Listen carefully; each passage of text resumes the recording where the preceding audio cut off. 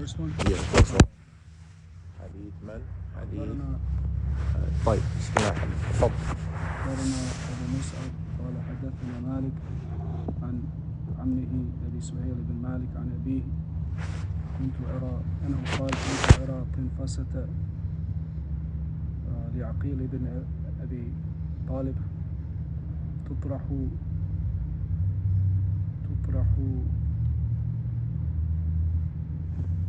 إلى جدار المسجد تطرح يوم الجمعة إلى جدار المسجد الغربي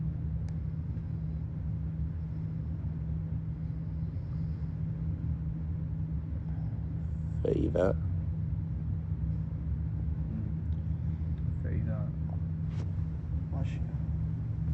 هل أتاك حديث غاشية فإذا غشي فإذا غشي السلام ورحمة الله وبركاته. السلام ورحمة الله وبركاته. فإذا غشي الشمس فإذا غشي تنفست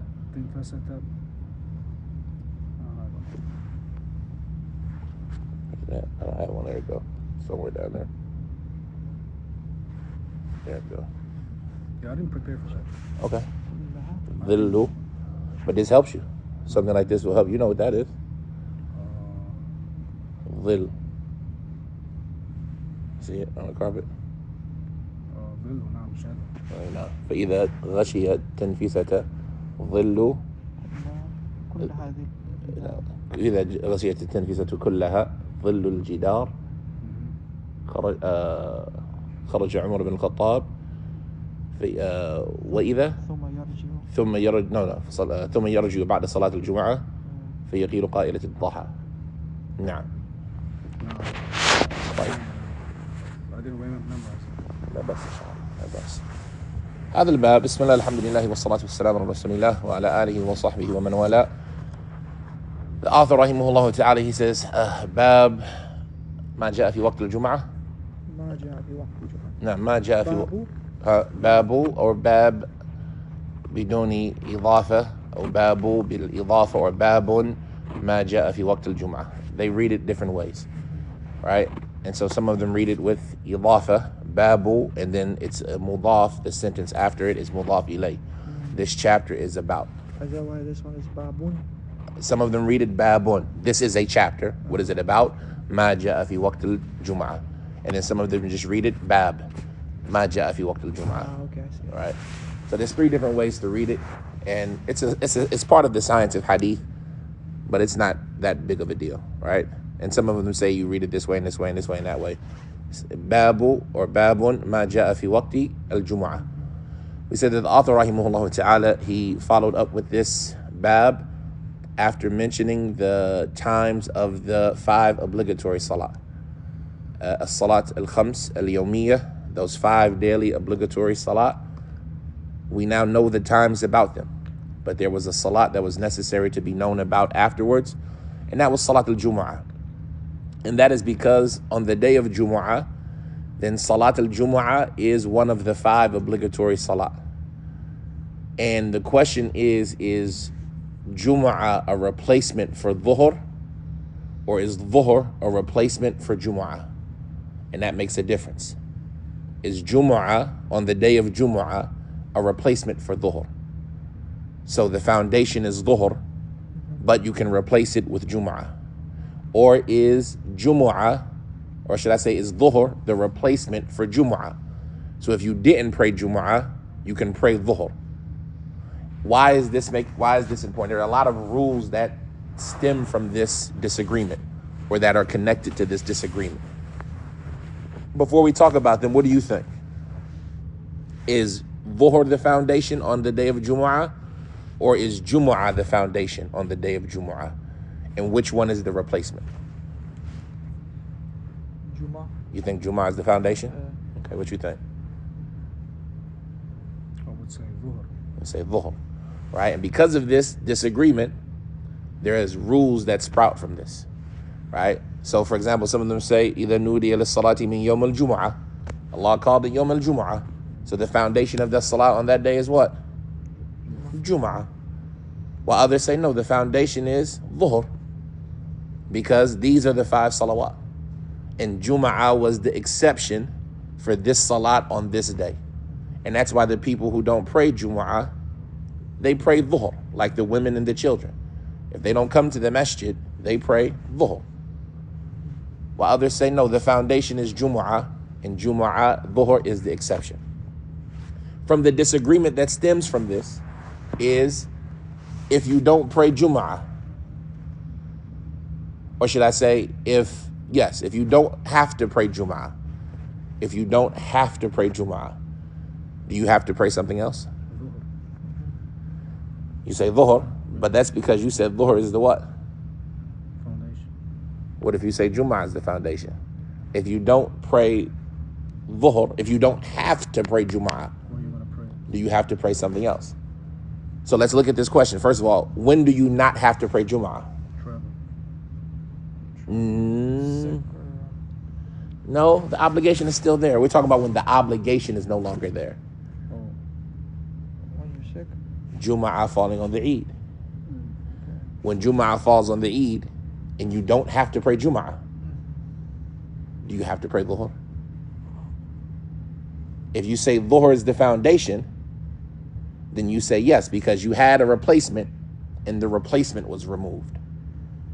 But the foundation still remains.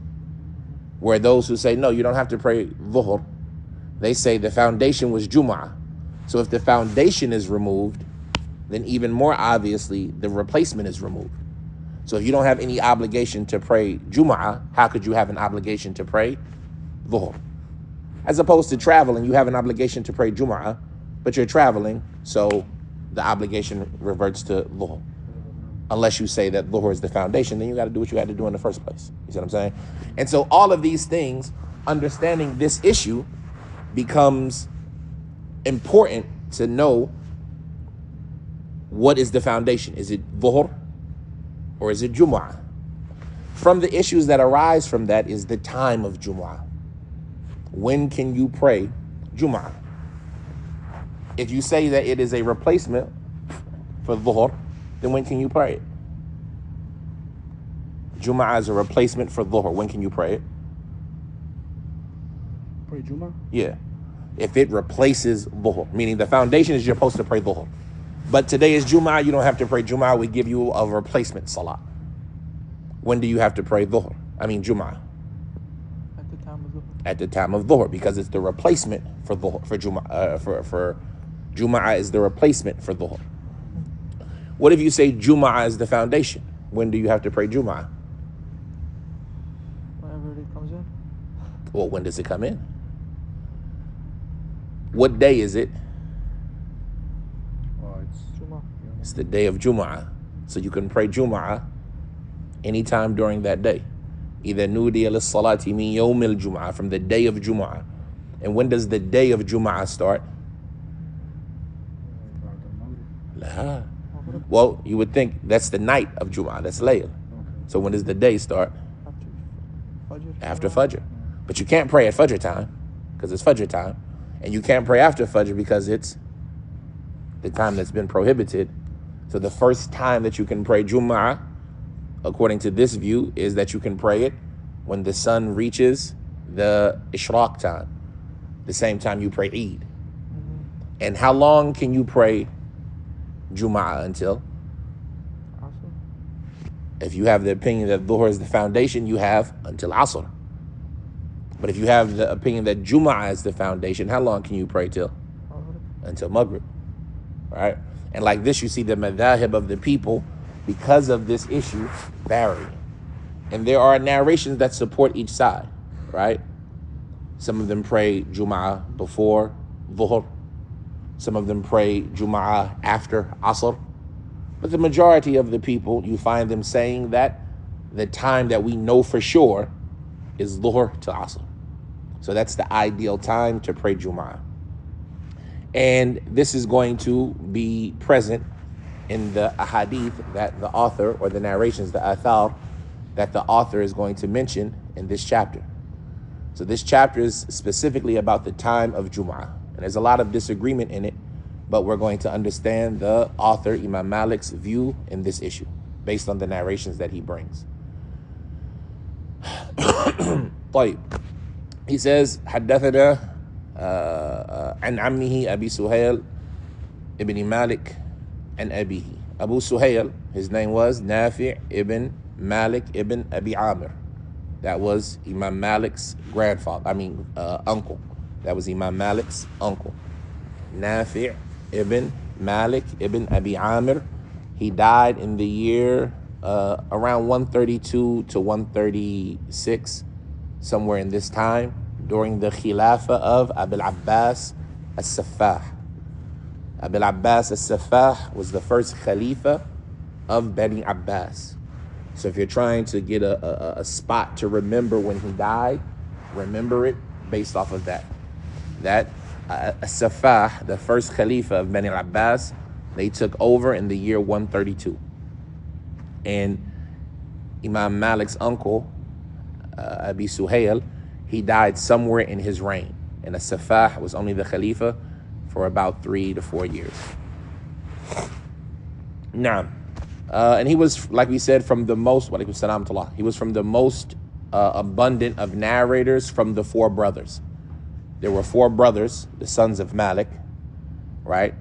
We have Rabi'ah, and we have Anas, and we have Abi Suhail Nafi', and we have Uwais. These 4 brothers, all of them narrated hadith, but from the most abundant of them was Abi Suhail. Abi Suhail was from the most abundant of them, right? His uncle Rabi'ah also was someone who narrated hadith, and Uwais had a lot of children and grandchildren who were scholars of hadith as well. So this family of Imam Malik is one that was known for scholarship. He said on his father, Malik, and Abihi, Malik ibn Abi Amr al-Asbahi. We said that he was originally from Yemen, but migrated to Medina, or some of them say it was his father, Abi Amr, that migrated to Medina. So if it's true that Abu Amr migrated to Medina, he would have been from the Sahaba. And they say that he witnessed the battles after Badr. But some of them say that no, in reality, the first one, they say that the first one to go to Medina was Malik ibn Abi Amr. And Malik ibn Abi Amr, he reached the Sahaba, thus making him from the Tabi'een. He reached people like Umar, and he was a writer for Uthman, one of the people who copied down the Masahif. And he died in the year 74. And if you want to pinpoint like something to trigger your memory, just remember that Abdul Malik, the second generation of Bani Umayyah, really got its foothold under Abdul Malik, and he became the Khalifa in the year 74. So both of them, they have their death dates correspond to when somebody became the Khalifa. So that's something that can help you memorize it. But Malik ibn Abi Amir, he died in the year 74. He said, Kuntu ara, I used to see. Right? And this shows consistency. This shows something that would happen often and constantly. Kuntu ara tinfisa. And this word, it has several different ways you can say it. That's why we didn't correct anybody. Tinfisa, wa tanfisa, wa tinfasa, wa tanfisa, wa tunfusa. Right? There's multiple different ways to read it. But a lot of the manuscripts, you'll find them giving it vowelization, and they vowelize it tinfisa. Right? Kuntu ara tinfisa. What tinfisa? It is a rug, like a little carpet, like something like this. Just something that they would lay out to sit on. Right? Their masajid, they weren't carpeted, they weren't mufarrashat. They didn't have any carpet or anything comfortable to sit on. So they would lay out a carpet. So we bring it actually like you see some people bring it? Yes, to some extent. And we're going to say that to some extent, yes, they would bring a carpet to sit on. Which leads us to a couple of conversation points, though. One, what is the rule about praying on an extra piece of cloth? Right? This narration would make you think that it is permissible, that it is okay to pray on an extra piece of cloth. While some of them say it's disliked. Some of them say it's disliked to pray on an extra piece of cloth. Instead, you should let your head touch the ground. Is it like that? Yeah, this is a tinfisa. While some of them say that the dislikedness is when the extra piece of cloth is connected to you. So like, for example, a lot of times your taghiyya might be covering your forehead, or your shamag might be covering your forehead, right? They say that this is disliked. And the reason why they say this is disliked is because the Sahaba, they saw them praying on the edges of their garment when it was really hot to protect their heads, right? They would pray on the edges of their garment. But that shows us that generally they would not pray on the edges of their garment.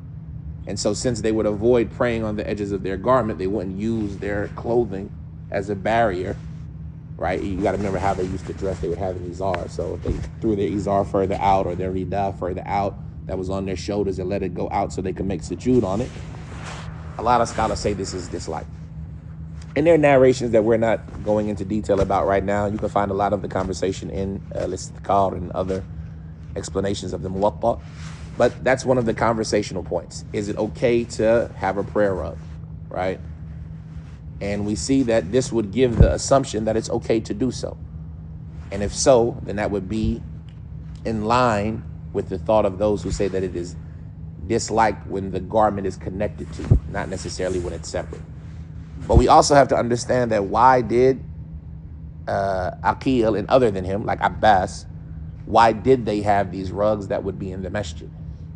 And they say that these rugs were for them to sit on when they would teach.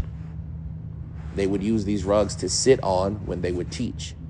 And so maybe somebody might have a misconception from this narration that Aqil was leaving his tinfisa in the back of the masjid or on the side of the masjid because he was going to sit there for Jumu'ah. But that's not necessarily the case. That just happens to be where his corner of the masjid would be, where he would sit during masjid time, right? If he was in the masjid and hanging out in the masjid, that just happened to be his section. But it doesn't mean that he was going to teach, that he was going to pray Jumu'ah there or pray Jumu'ah on that carpet, right, or on that rug. But in any state, he says, Kuntu ara tinfisa li Aqil ibn Abi Talib. Aqil ibn Abi Talib was the second oldest son of Abu Talib. Abu Talib, he had 4 sons. Talib, who was 10 years older than Aqil. And Aqil, who was 10 years older than Ja'far. And Ja'far, who was 10 years older than Ali. Radiyallahu ta'ala an thalathatihim. May Allah be pleased with the 3 of them, because Talib didn't accept Islam. He died before Islam and didn't accept Islam. As far as the 3 of them, Aqil and Ja'far and Ali, of course, then they all accepted Islam, and they all had children and progeny. And so we know that Ja'far, or should we say Aqil, well, let's start with Ja'far. He was the leader of the Sahaba when they made their migration to Abyssinia, to Ethiopia.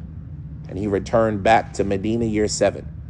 And he died shortly thereafter in the Battle of Mu'ta. Right? He died shortly thereafter in the Battle of Mu'ta when his arms were cut off. Right? And the Prophet said about him, he saw Ja'far flying like he had 2 wings, right? So Ja'far, radiallahu ta'ala anhu, he died during the life of the Prophet Muhammad sallallahu alaihi wasallam.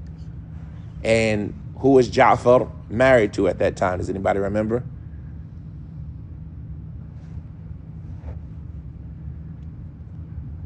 He was married to now I can't remember, the mother of Muhammad ibn Abi Bakr, Umais, or Amis, Umais,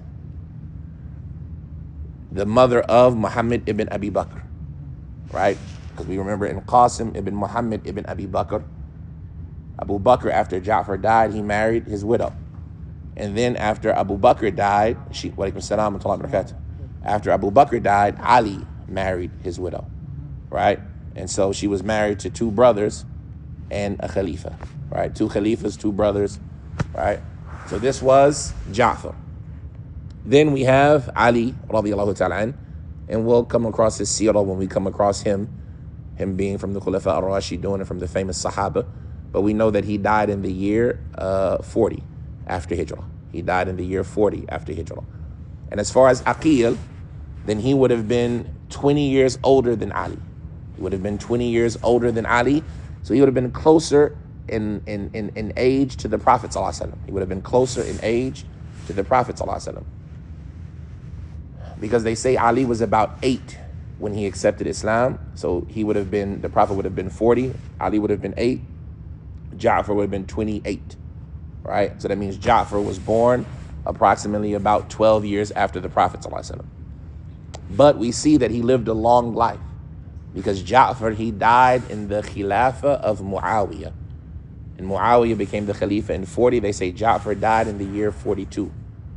I'm sorry, not Ja'far, Aqil. Aqil, he died in the year 42. So Aqil ibn Abi Talib, he died in the year 42. And he wasn't somebody who was abundant in hadith. He didn't narrate an abundance of hadith, but he was known for his understanding of the Arab's nasab, like knowing who is related to who and who comes from who and what tribe is what. This is something he was known for, the Arab nasab, the Arab lineage, and the Arab history. This is Aqil ibn Abi Talib radiyallahu ta'ala anhu.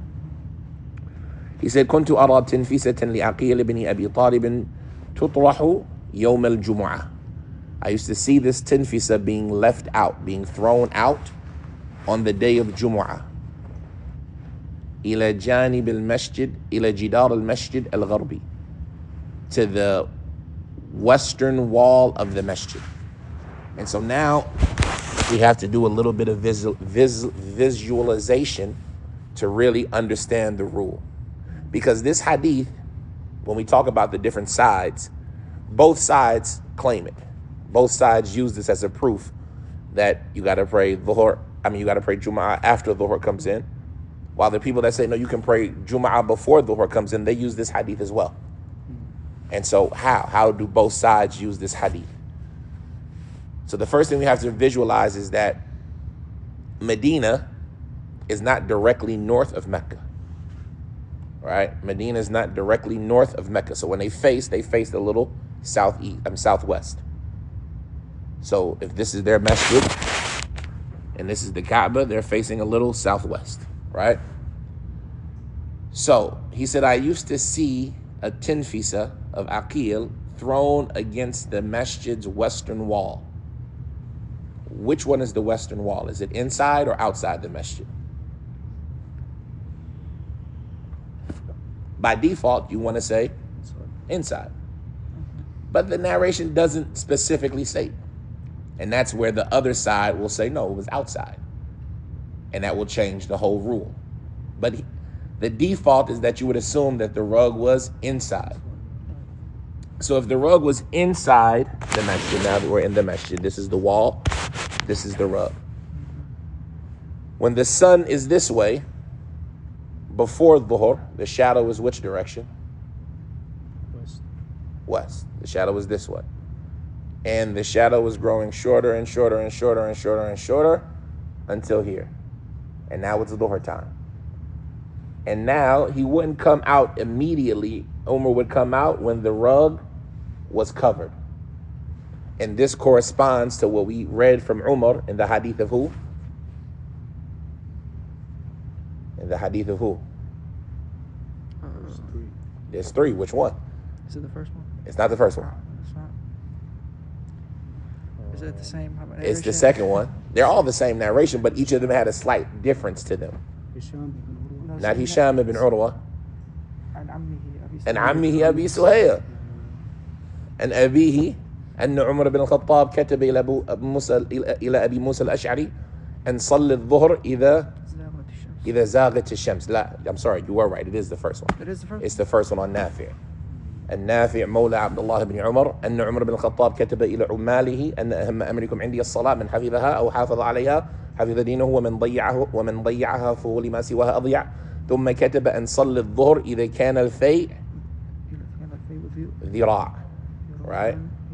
And so this corresponds because the rug, and some of the narrations mention how long it was. Was it 2 cubits? Was it a cubit and a half? Right? They mention how tall the wall was and things like that. Right. And so all of this corresponds that Umar would be praying Jumu'ah at what time? After the sun zaghat, and it reached the length of the rug. Right? So when إِذَا غَشِيَتِ التَّنْفِسَةَ كُلَّهَا ظِلُّ الْجِدَارِ, when the complete shadow of the wall covered the tenfisa, خَرَجَ عُمَرُ ibn al-Khattab. Umar came out. The other side, they say no. They say the rug was on the outside of the masjid. The rug was on the outside of the masjid. Everybody's like, okay, well, that doesn't make sense, because if the rug is on the outside of the masjid, from the moment Fajr comes, the rug is going to be covered, right? But you have to remember, the sun isn't straight, because Mecca and Medina weren't a straight north and south. And so the sun being off angle, by the time the shadow got to the tenfisa, it would be before Dhuhr. It would be before Dhuhr. But they say that this opinion is somewhat of a stretch, right? And it doesn't seem to line up with the other narrations, even though there are other narrations that would support it being that Jum'ah can be prayed before Dhuhr. But this narration doesn't seem to support that. This narration seems to support that the rug was inside the masjid, especially when you look at when we talked about the reason for the rug, which was what? It would be what they would sit on when they would teach, right? So it seems that the rug would be inside the masjid. And since the masjid wasn't roofed entirely, when the sun got to that spot, the shadow of the masjid covered the rug. And that's how they would know that it was time to pray. And this shows us what we talked about before in the hadith of Umar ibn Abdul Aziz, the permissibility of taking something to mark the time, so you can keep track of the time. Taking a prayer watch, an adhan clock, something so you can know when the salat comes in. They used to do it, right? So he says, فَخَرَجَ فَإِذَا غَشِيَتِ التَّنْفِسَةَ كُلَّهَا ظِلُّ الْجِدَارِ خَرَجَ عُمَرُ بن الخطاب. Here I always get فَإِذَا صَلَّى ثُمَّ يَرْجِعُ بَعْدَ صَلَاةِ الْجُمْعَةِ ثُمَّ يَرْجِعُ بَعْدَ صَلَاةِ الْجُمْعَةِ فَيَقِيلُ قَائِلَةِ الضَّحَى. After salah, he would go back, right? And this is where, like we say, the same argument happens. Is it before Dhuhr or after Dhuhr? Meaning, would they pray before Dhuhr came in or after Dhuhr came in? And this becomes prevalent with the word al-qaylula, al-qa'ila, and likewise al-dhaha. So the first question is, when do you make the qaylula? After Dhuhr. Okay? Well, if you make the qaylula after Dhuhr, then this means that he would have prayed before Dhuhr. Because he says, ثُمَّ يَرْجِعُ فَيَقِيلُ قَائِلَةِ الضَّحَى. Then he would return, i.e. return home, and he would take the qaylula of al-dhaha. And we'll talk about that word in a second. But when would he take his qaylula? After Dhuhr, by the salat, because he would pray a little bit before the salat, then it would be the time for Dhuhr, but he would go home and take the qaylula. Others say no, qaylula is before Jum'ah. Before Dhuhr. The qaylula, the time for the qaylula is before Jum'ah. And the reason they would take the qaylula is because of what? The heat. They would take the qaylula because of the heat. So when it was hot outside, they would delay praying until later on a regular day, and they would take a qaylula earlier in the day. But on Jum'ah, can they do that? We say no. Because on Jum'ah, they're busy with going to the masjid. See what I'm saying? On Jum'ah, whoever goes in the first hour, then it's like he's slaughtered a camel and like this. So on the day of Jum'ah, they're busy going to the salat all in the morning time. Right. So they couldn't take a qaylula. So they would go back home after Jum'ah to take a nap to make up for the nap that they missed. Right? And the word al-dhaha, here we say it means the heat. فَيَقِيلُ قَائِلَةِ الضَّحَى, he would take the nap that they would take during the hot time, during the heat. But other people, they say no, al-dhaha is a period of the day. So you have al-dhahwa, which is the time right after Fajr, al-dhahwa, with the same letters, dhahwa, which is after Fajr, right, or the Fajr time. And then you have duha with the dhamma, washamsi wal-duha. Right? Al-duha is when the sun rises, but before it gets high into the sky. And then you have al-dhaha. And al-dhaha is when the sun is high in the sky. But some of them say it's when it's high in the sky before dhuhr. Right? So how does that prove that? How could somebody use that as a proof that they would pray before dhuhr?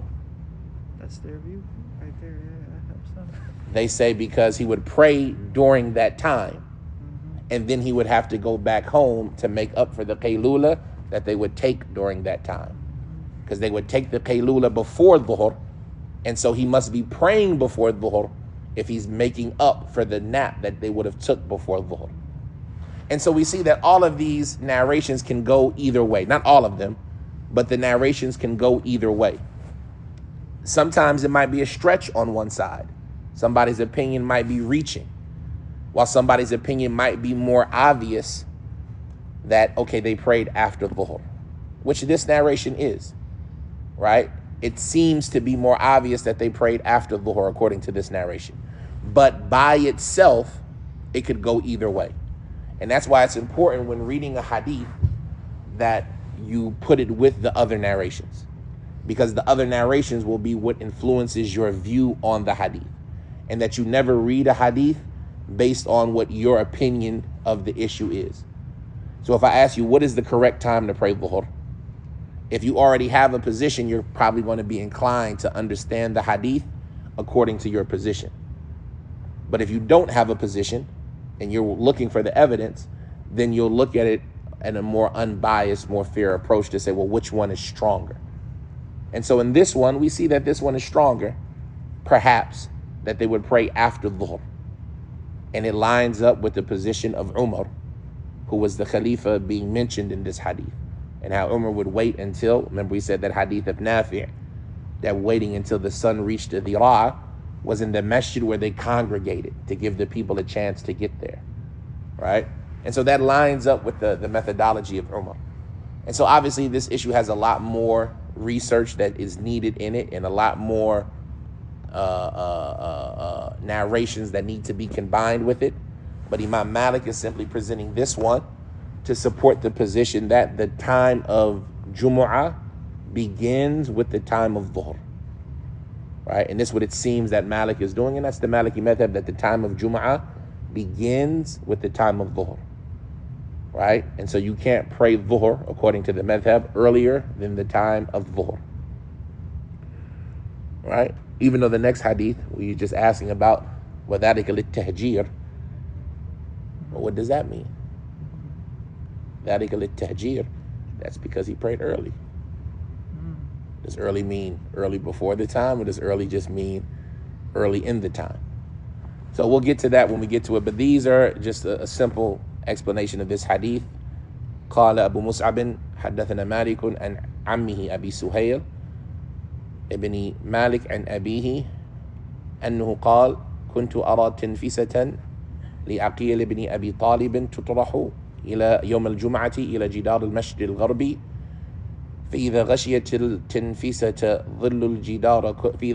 التنفيسة كلها ظل الجدار خرج عمر بن الخطاب ثم يرجع بعد الصلاة فيقيل قائلة الضحى.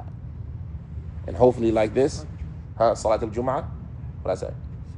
أو فإذا ثم يرجع بعد صلاة الجمعة فيقيل قائلة الضحى. And so hopefully something like this will help it to be easier to be memorized, the important words, the important people, the important events, right? And like I said, there's other narrations. If you want a little bit more information, then in Istithkar, he mentions a lot of stuff. Ibn Abdul Barr, he won't mention it in Tamheed. In Tamheed, he doesn't mention anything that's not a hadith. And is this a hadith? What is it? So you call it a hadith? Athar? We call it athar, but what would we call it in hadith? Hadith, it's not marfu'. Mawquf. Right? And this mawquf, does it have the ruling of raf? Is this something where there's no possible room for opinion in? Did Umar do this action based on undeniable, he got it from the Prophet, sallallahu alaihi wasallam? Or is this something that could have just been his understanding? Yeah, It's something that could have been his understanding. Yeah. So in and of itself, it's not a proof.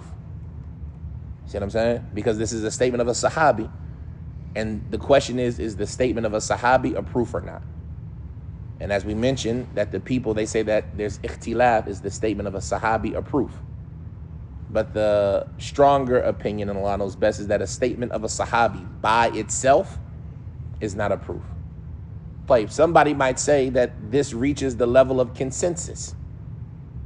Because did any of the Sahaba criticize Umar? So we agree that you can pray at this time. But is this a proof that you have to pray at this time? Or that the prayer is not valid until this time? You understand? Mm-hmm. And the answer is no. Because just because he did it and the Sahaba were around and agreed with it, it doesn't mean that that was them saying you could only do it at this time. So we all agree that you can pray Jumu'ah at this time. There is no doubt you can pray Jumu'ah at this time. But does this prove when Jumu'ah starts? Yes. No. Where's the proof that Jumu'ah doesn't start before this time? You see what I'm saying? And that's how you have to approach a narration. It just says what Umar did.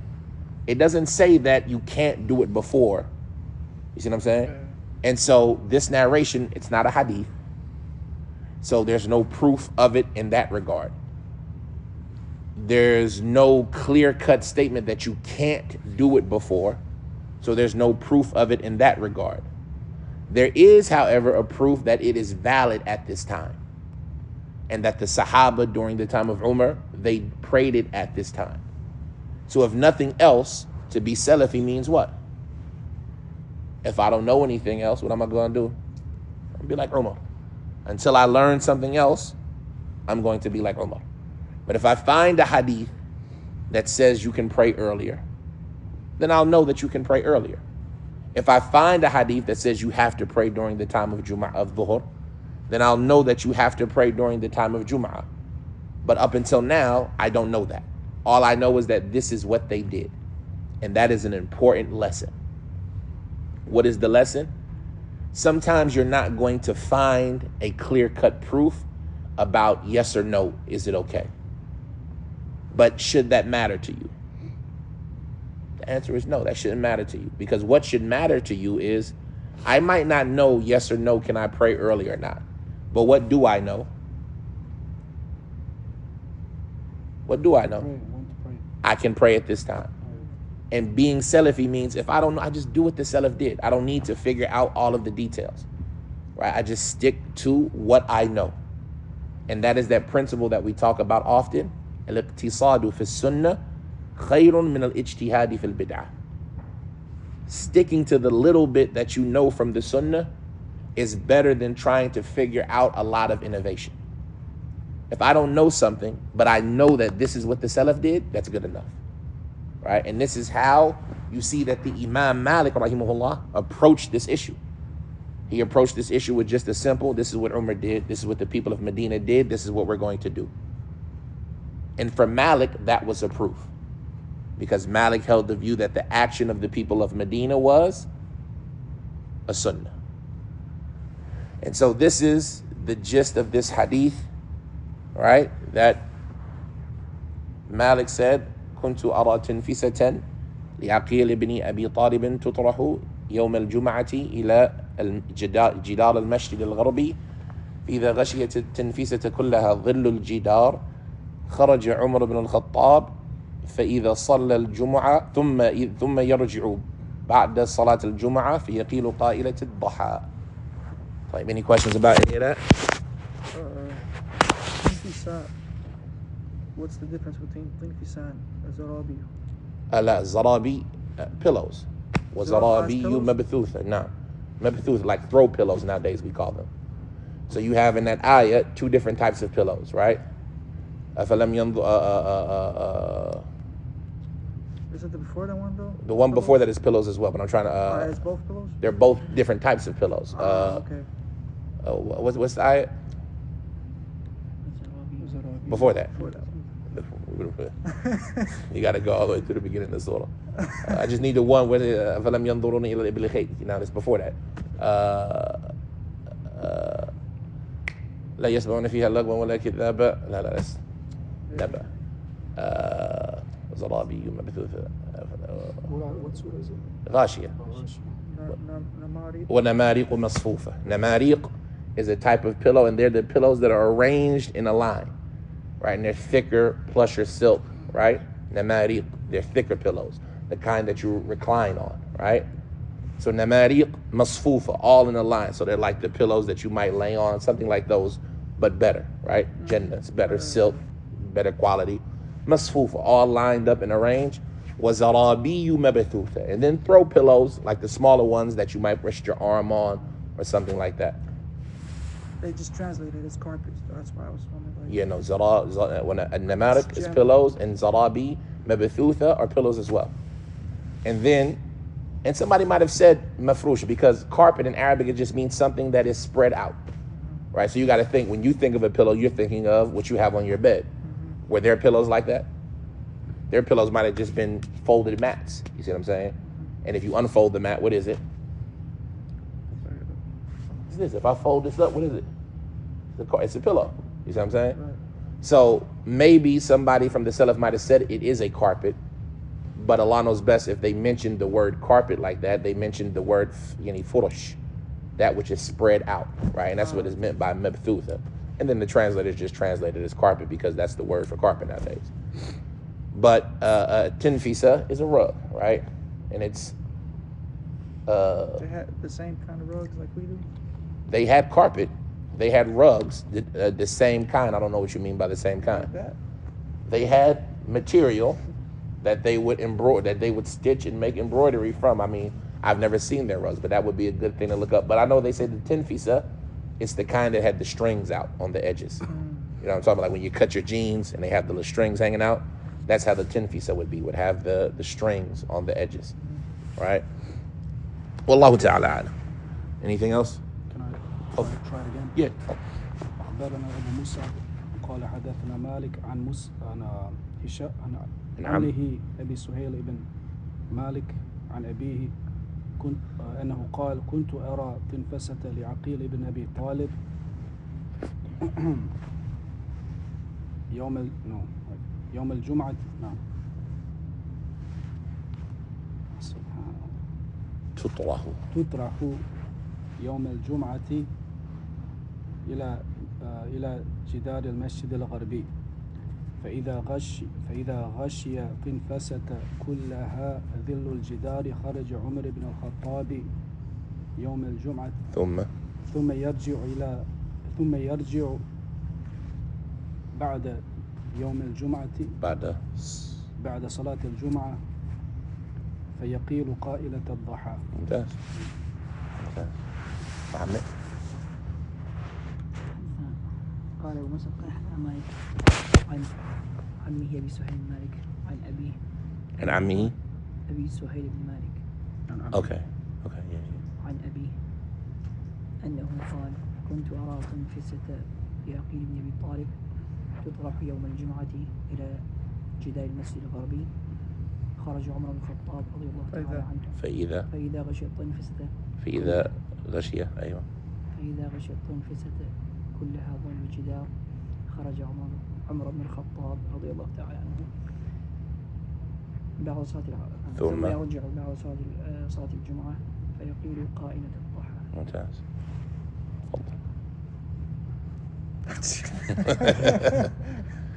The hadith is Abu Suhail. Malik said that his uncle, Malik said on the authority of his uncle Abu Suhail ibn Malik, on the authority of his father Malik, he said that I used to see a rug being laid out on the day of Jumu'ah against the western wall of the masjid. So when the shadow of the wall would completely cover the mat or the rug, Umar ibn al-Khattab would come out, i.e., he would come out to pray Jumu'ah. Then he would return after Salat al-Jumu'ah to take the nap of the midday heat. He would return after Jum'ah to take the nap for the midday heat. That's the hadith in English. قال أبو موسى حدثنا مالك عن أمه أبي سهيل بن مالك عن أبيه أنه قال كنت أرى تنفسة لعقيل بن أبي طالب تطرح يوم الجمعة إلى جدار المسجد الغربي، فإذا خشي تنفسة كل هذه الجدار خرج عمر بن الخطاب ثم يرجع بعد صلاة الجمعة فيقيل قائنة الضحى. No. The next hadith. Teach us the next hadith. قال أبو موسى أخبرنا مالك عن عمري ابن يحيى المازني عن أبيه ابن أبي سليط أن عثمان بن عفان رضي الله عنه صلى الجمعة بالمدينة وصلى العصر بملل. قال مالك وذلك للتحجير وسورة سير. نعم. قال أبو مصعب أخبرنا مالك عن عمرو بن يحيى المازني عن ابن أبي سليط أن عثمان بن عفان رضي الله تعالى عنه صلى الجمعة بالمدينة وصلى العصر بالملل. قال مالك وذلك للتهجير والسرعة السير. نعم. طيب.